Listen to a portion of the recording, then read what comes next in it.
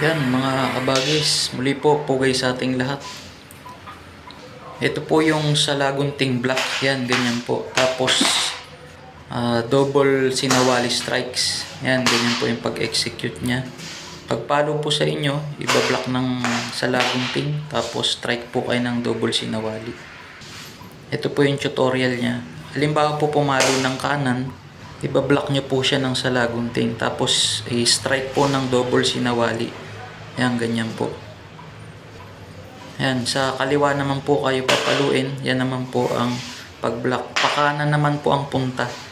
Kapag sa kaliwa po kayo pinalo, ano po. Yan, ganyan. Ulitin po natin ang nakaside para makuha po maigi. Yan, halimbawa po, sa kanan kayo papaluin. Kaliwa naman po kayo pupunta. Tingnan nyo po yung footwork. Yan, pakaliwa po pag kanan. Pag kaliwa naman, yan. Kanan naman po ang punta nyo. Ganyan po yung footwork ng salagunting. Yan. Hawiin nyo po yung pamalo. Tapos yung isang pamalo nyo naman, papaluin dun sa kamay. Ano po, para malaglag yung hawak nyang pamalo.